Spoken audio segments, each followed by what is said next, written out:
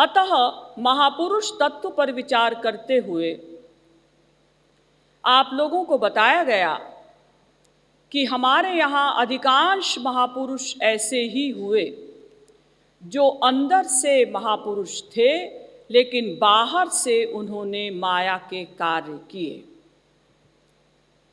हमारे सामने प्रश्न आया कि एक बार जब माया चली जाती है तो सुना है कि सदा के लिए चली जाती है, फिर इन संतों ने माया के कार्य क्यों किए, कैसे किए, इसे आज समझना है। लेकिन कुछ देर का विषय गंभीर है, इसीलिए सभी लोग बहुत सावधान होकर सुनेंगे। वेद में कहा गया, इंद्रियेभ्यः परा ह्यर्था अर्थेभ्यश्च परं मनः मनसस्तु परा बुद्धिर बुद्धेरात्मा महान् परः महतः परमव्यक्तमव्यक्तात् पुरुषः परः पुरुषान्न परं किंचित् सा काष्ठा सा परा गतिः। कठोपनिषद पहले अध्याय की तीसरी वल्ली का 10वां एवं 11वां मंत्र। यानी इंद्रियों से परे इंद्रियों के विषय, परे मने आगे, श्रेष्ठ। इंद्रियों से परे इंद्रियों के विषय, विषयों से परे मन, मन से परे बुद्धि, बुद्धि से परे आत्मा, आत्मा से परे माया और माया से परे परमात्मा। अब ऊपर से नीचे की ओर आइए। परमात्मा के अंडर में माया, माया के अंडर में जीव यानी आत्मा, जीव के अंडर में बुद्धि, बुद्धि के अंडर में मन, मन के अंडर में इंद्रियों के विषय और इंद्रियों के विषयों के अंडर में इंद्रियां। अब इसमें से इंद्रिय, मन, बुद्धि को आप निकाल दीजिए, क्योंकि इनके विषय में हम पहले समझ चुके हैं। अब 3 तत्व बचे, जीवात्मा,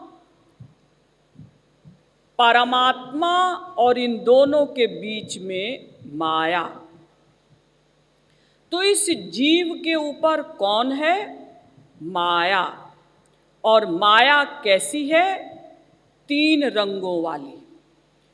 अजामेकां लोहित शुक्ल कृष्णां बह्वीः प्रजाः सृजमानां सरूपाः अजो ह्येको जुषमाणोऽनुशेते जहात्येनां भुक्तभोगामजोऽन्यः। श्वेताश्वतरोपनिषद 4थे अध्याय का 5वां मंत्र। यानी ये माया 3 रंगों वाली है, 3 गुण वाली। सफेद रंग की माया, लाल रंग की माया, काले रंग की माया। यानी सत्वगुण, रजोगुण, तमोगुण। तो इस जीव के ऊपर माया है और माया 3 गुणों यानी 3 रंगों वाली है। तो माया की लाइट पड़ी जीव पर तो जीव हो गया तिरंगा। अब जीव की लाइट पड़ी बुद्धि पर, बुद्धि जड़ थी चेतन हो गई, वो भी तिरंगी हो गई। बुद्धि की लाइट पड़ी मन पर, मन तिरंगा हो गया। मन की लाइट पड़ी इंद्रियों पर, इंद्रियां तिरंगी हो गई। और इंद्रियों की लाइट पड़ी समस्त जगत पर, तो सारा जगत हमें कैसा दिखाई देता है? त्रिगुणात्मक। सत्वगुण, रजोगुण, तमोगुण। यही हम देखते हैं, यही सुनते हैं, यही सूंघते हैं, यही रस लेते हैं, यही स्पर्श करते हैं और यही जानते हैं। यानी संपूर्ण विश्व त्रिगुणात्मक हो गया। अब जीव के ऊपर जो माया हावी है, इसके विषय में वेद में क्या कहा गया? समाने वृक्षे पुरुखो निमग्नो निशया शोचति मुह्यमानः जुष्टम यदा पश्यत्यन्यमीशमस्य महिमानमिति वीतशोकः। श्वेताश्वतरोपनिषद 4 अध्याय का 7वां मंत्र। यानी इस प्रकार से जीव है और इस प्रकार से परमात्मा है। ये परमात्मा इस जीवात्मा से कहता है कि ऐ जीव, चाहे तू राइट अबाउट टर्न हो या लेफ्ट अबाउट टर्न हो, किसी भी प्रकार से मेरे सन्मुख हो जा। तो हम दोनों के बीच में जो ये माया है ना, ये भाग जाएगी। यानी अगर ये जीव जिसने भगवान की ओर पीठ कर रखी है, भगवान के सन्मुख हो जाए, सन्मुख होना माने शरणागत हो जाए, तो जीव और भगवान के बीच में जो माया है तुरंत भाग जाए। तो क्या होगा? अब भगवान का सीधा प्रकाश पड़ा जीव पर। देखिए, इस जीव के कर्म का कर्ता कौन? यानी हमारे कर्म का कर्ता कौन? हमारा मन। और शरणागति किसे कहते हैं? मन बुद्धि का समर्पण। तो अगर ये जीव भगवान के शरणागत हो जाए, यानी मन बुद्धि का समर्पण कर दे, और कर्म का कर्ता कौन है? मन। और मन का इस जीव ने समर्पण कर दिया, तो ये जीव हो गया अकर्ता। जब जीव हो गया अकर्ता, उसी समय माया बीच में से भाग गई। अब भगवान हो गए उस जीव के कर्ता। तो क्या हुआ? अब भगवान का सीधा प्रकाश पड़ा जीव पर, तो जीव हो गया दिव्य, क्योंकि माया बीच में से भाग गई शरणागत होते ही। तो भगवान का प्रकाश पड़ा जीव पर, जीव हो गया दिव्य। जीव की लाइट पड़ी बुद्धि पर, बुद्धि दिव्य हो गई। बुद्धि की लाइट पड़ी मन पर, मन दिव्य हो गया। मन की लाइट पड़ी इंद्रियों पर, इंद्रियां दिव्य हो गईं। और इंद्रियों की लाइट पड़ी समस्त जगत पर। तो सारा जगत संतों को कैसा दिखाई देता है? सिया राममय सब जग जानी, करऊं प्रणाम जोरी जुग पानी। उमा जे राम चरण रत, विगत काम मद क्रोध, निज प्रभुमय देखहि जगत, केहि सन करहि विरोध। सर्वत्र उनको भगवान का दर्शन होने लगा।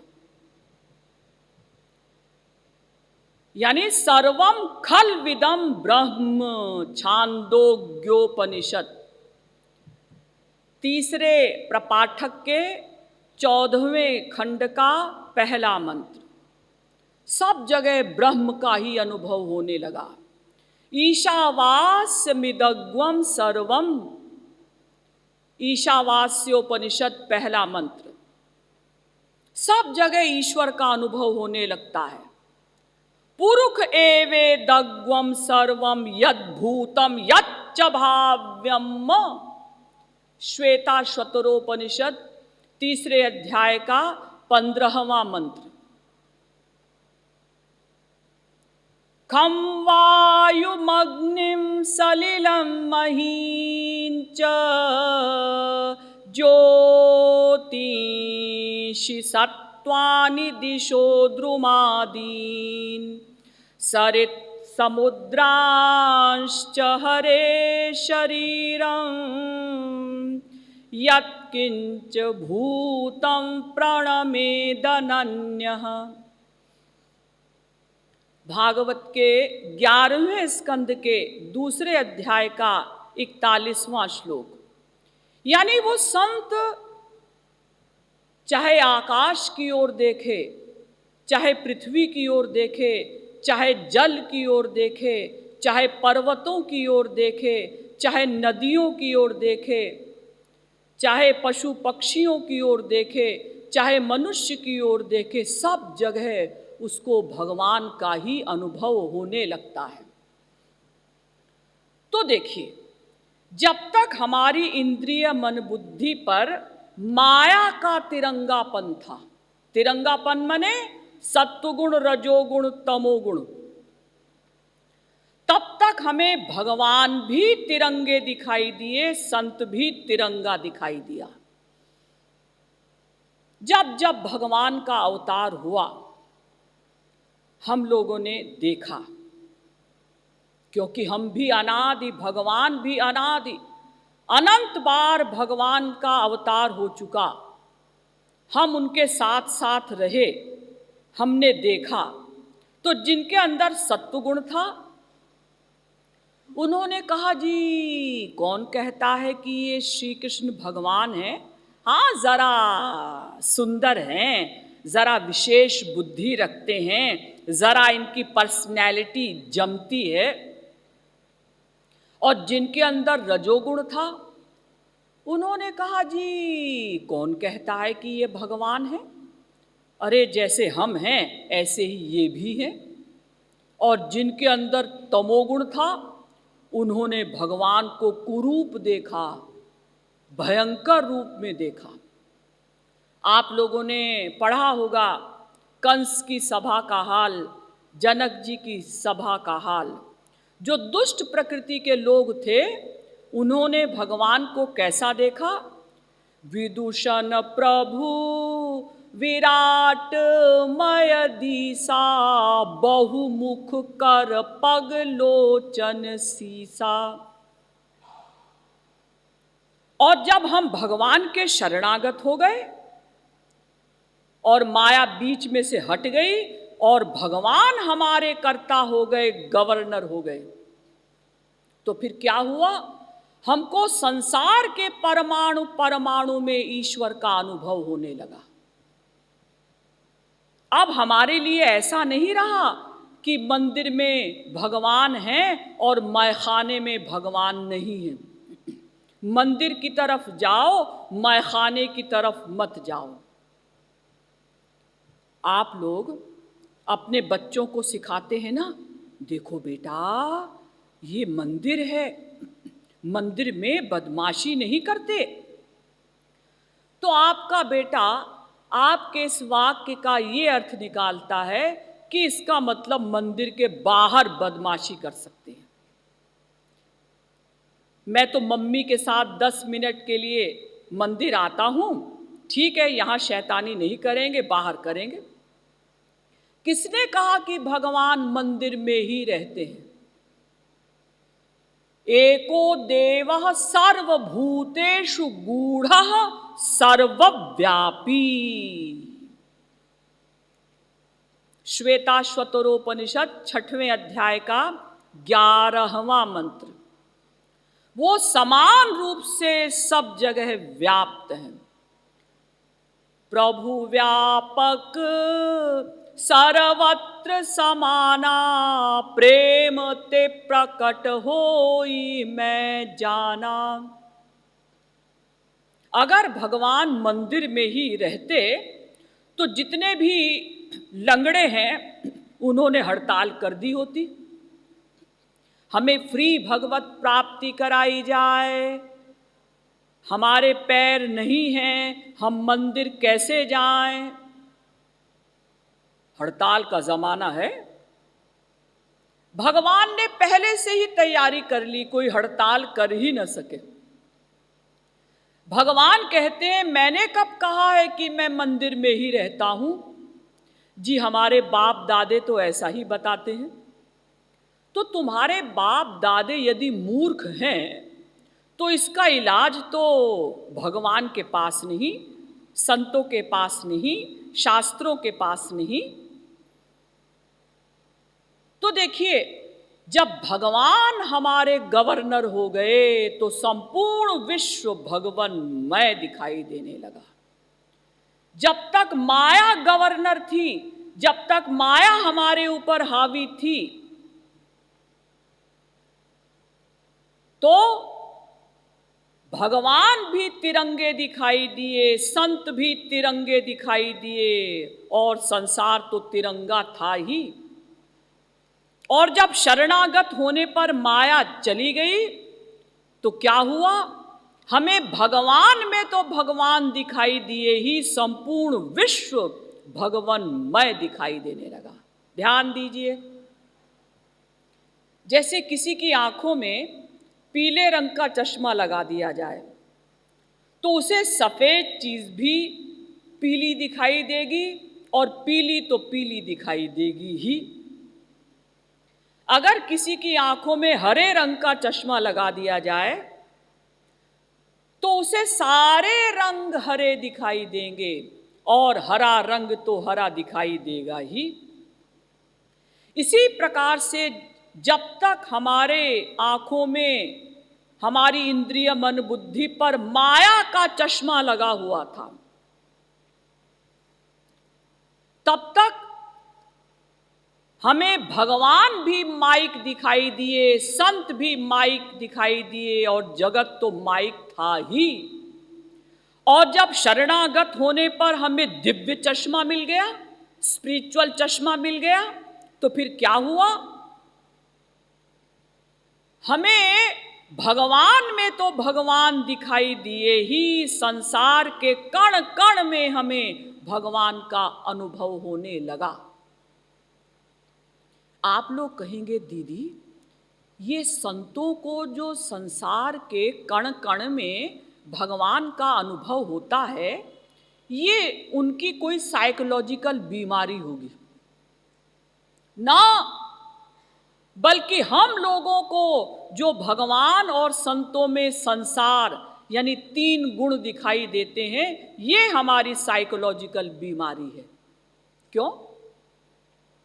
इसलिए कि संसार के कण कण में, परमाणु परमाणु में भगवान व्याप्त हैं, ये फैक्ट है।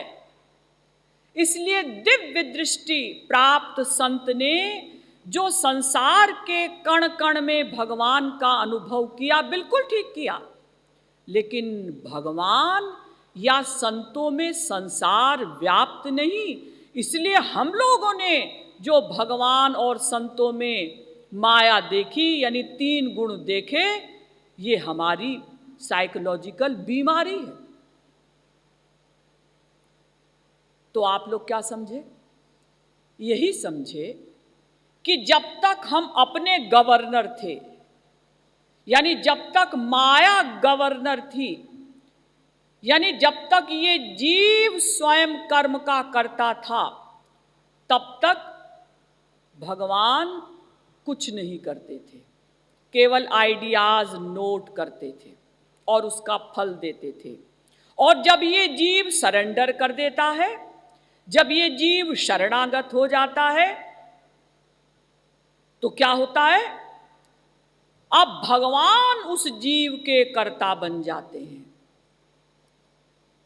देखिए, कभी आप लोगों से कोई पूछे कि महापुरुष किसे कहते हैं, एक सेंटेंस में बताइएगा। जिस जीव के एक एक क्षण के कर्म के कर्ता भगवान हो जाते हैं, उसका नाम महापुरुष, उसका नाम महात्मा। अब वो जीव यानी वो महात्मा कुछ नहीं करता, उसका जीवत्व तो वर्क करने के मामले में कुछ नहीं रहा। अब उसके हर क्षण के कर्म के कर्ता भगवान हो गए। जैसे आप लोगों ने कभी देखा होगा मेस्मरिज्म, हिप्नोटिज्म, या किसी के ऊपर कोई भूत आत्मा या कोई भी आत्मा हावी हो जाती है, तो जितनी देर तक वो आत्मा उसके ऊपर हावी रहती है, वो जीव बेचारा कुछ नहीं करता, वो हावी आत्मा उससे सब कुछ करवाती है।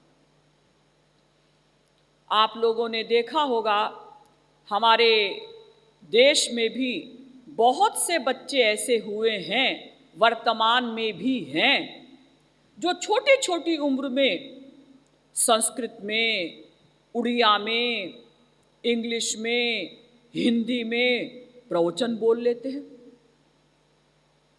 कैसे? संस्कारों के अनुसार किसी विद्वान की आत्मा, किसी पंडित जी की आत्मा आ गई तो वो संस्कृत में बोलने लगे।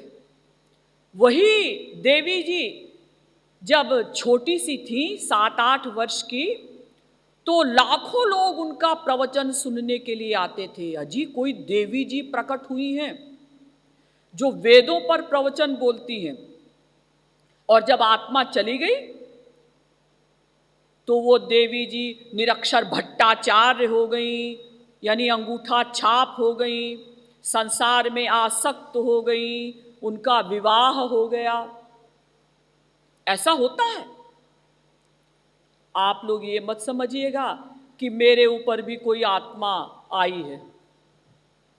मैं तो अपने परम पूज्य गुरुदेव अनंत श्री विभूषित जगत गुरु श्री कृपालु जी महाराज जी की कृपा से जो कुछ उन्होंने पढ़ाया है उसको बताने का प्रयत्न कर रही हूं। किंतु ऐसा होता है। इसी प्रकार से जिस सौभाग्यशाली जीवात्मा पर वो नंदपूत रूपी आत्मा आ जाती है, नंदपूत माने भगवान जिसके कर्ता बन जाते हैं और वो सदा के लिए बन जाते हैं। सदा पश्यन्ति सूरयः तद विष्णोः परमं पदम, वो सदा के लिए दिव्य आनंद का अनुभव करने लगता है।